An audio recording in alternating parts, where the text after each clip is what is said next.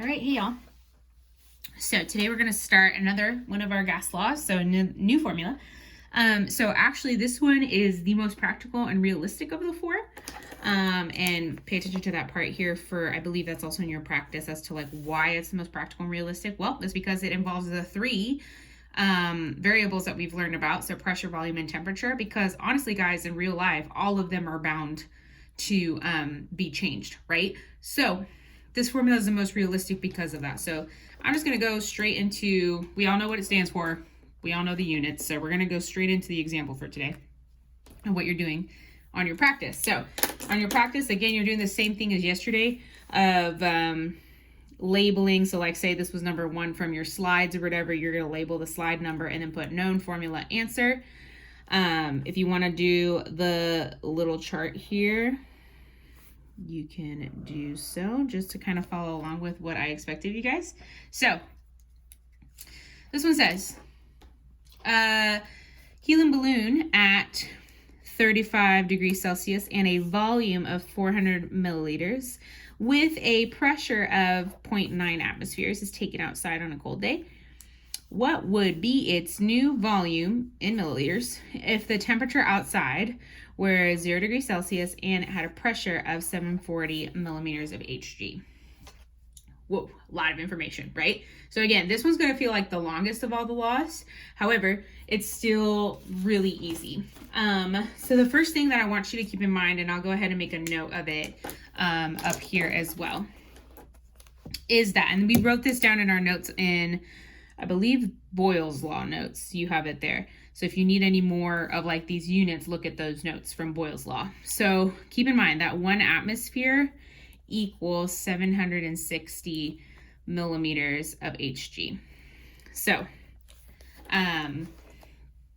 keep that in mind as we lay out everything we know here. So let's go ahead and put P1, V1, and T1. And then in another color here, let's do, oh, that's too close to red. Let's just do black. So P2, V2, T2, okay? So same thing. So we're going to just go through each of these and label them. So first, degrees Celsius here. So this is units of temperatures. This is our T1 here. Milliliters, and it says in a volume. So this is our V1 with a pressure of P1, okay? So T1 is 35 degrees Celsius. And go ahead, don't convert things just yet. Just write everything out first. 400 milliliters is our volume. And then we have 0.9 atmospheres. Okay, so that's first step done. What would be its new volume? So that would be our V2 in milliliters if the temp outside T2 and had a pressure of P2, okay? So let's go ahead. P2 is 740 millimeters Hg. V2, what will be the new volume? So question mark.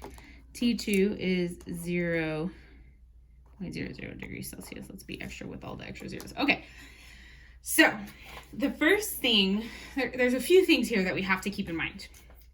First things first, all temperature, and I pointed that out in the notes again, all temperature has to be in Kelvin. How do we do that? Based on what we did yesterday, and hopefully you should have watched in those videos.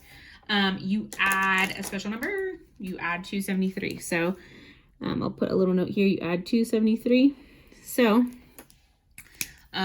I'll put a calculator up here for you guys, but hopefully you have that like saved somewhere by now. So scientific calculator. So we're gonna do 35 plus 273. So we get 308. So this is, we're just gonna cross that out, 308 Kelvin.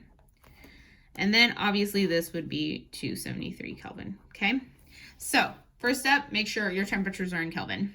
Second, you need to check your units on this one. So you need to make sure that your P's have the same unit and that your V's have the same unit and that your T's have the same unit. So It doesn't really matter which one, just make sure that they're consistent. So for this one, let's go ahead. I always like to change things into atmospheres because it tends to be the standard unit.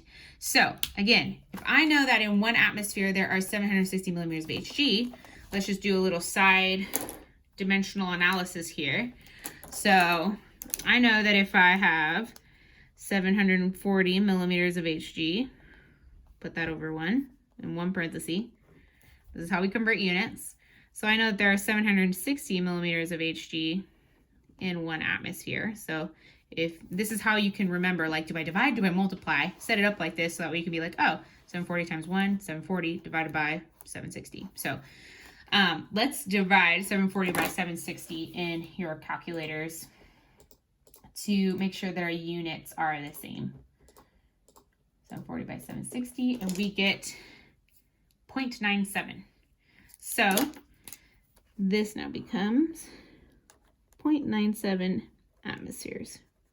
Okay, so now my units are all the same, and so because it asks what would be the new volume in milliliters up here, so we're good with that, and then both of our temperatures are in K. So now let's write out our formula here just so we can keep that in mind as we plug everything in, because it does get there's a lot of math in this one, a few more steps. Okay, so you're gonna do, so our P1 is 0.9 atmospheres times V1 is 400 all over T1, which is 308, equals P2, which is 0.97. I'm going to go over the line here a little bit, hence I didn't want to draw a line. V2, we don't know that yet, so I'm just going to leave it as V2 all over T2, which is 273. Okay, so hopefully we're following so far. Okay, now, Ms. Maita, how am I supposed to put this in my calculator? Okay, so this is my recommendation. First, I want you to put this in your calculator and get a number. That's the easiest way to do it. So go to your calculators, and I'm going to take my phone here for a second so you can see what I'm doing. So you're going to go to calculator, and we're going to put in what we have on this side in our calculators first. So you're going to do 0.9 times 400 and divide that by 308. So 0.9 times 400 equals, divide that by 308. So we get 1 point, and let's do as many decimal places as you can because it's just a rounding issue and I want you to be as exact as you can for this part. So for the left side, let's put 1.169. Yes. So let's put 1.169. So we just plugged in that whole thing and that now became 1.169. So now that we made this one number, now it really becomes a cross multiply and divide thing. So what I want you to do is, since we got this, made this a number, I want you to put it over 1 so you can kind of see that what you're cross multiplying and dividing, and then just bring this whole thing down. So 0.97 times V2 all over 273. Okay, so now that we lined it up again, you can see like, oh, now I just need to cross multiply. You are cross multiplying these two numbers, remember whichever ones are diagonal, dividing by whatever number is left over. Okay, so now that's what I'm going to do in my calculator.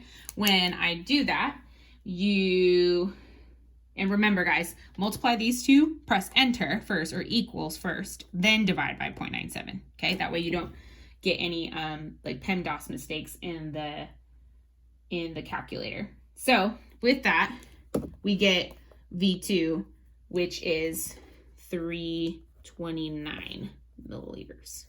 Okay, and remember, how do I know that it's milliliters? Because my V1 is milliliters. My V1 and V2 have to match in units. And notice that the volume decreased here. You can always like process through these problems, guys, of like, remember, if pressure increases, so does temperature. And let's like look here. So pressure increased. Temperature decreased here, so this is a little bit like more complicated of a thing. However, you could always look at, notice, so we notice here pressure increased, and look what happened to volume. It decreased. Remember, pressure and volume, are they direct relationship or inverse? Based on Boyle's law, they are inverse. So you can kind of like reason your way through this to see if you're on the right track. Okay. So this is what you are doing for your practice, but you don't need to write the problem down from the slides. So let me open this really quick so that way we know exactly what we're doing. So I'm gonna take this off of stand here. So we got our slides here. So remember, you are not turning in these Google Slides. You shouldn't have turned in the Google Slides yesterday either, okay? So here are your problems. So you are simply copying down this kind of chart or this format into your notebook and then doing all the work in your notebook. You don't have to write down each of these problems though, okay? And then you're answering this question that is straight from the notes as well in your notebook. Hence, I didn't put a text box in here. And then you're just doing your exit ticket. And I believe that is it, guys. So hope that is helpful. As usual, feel free to email me with your questions. Okay, bye.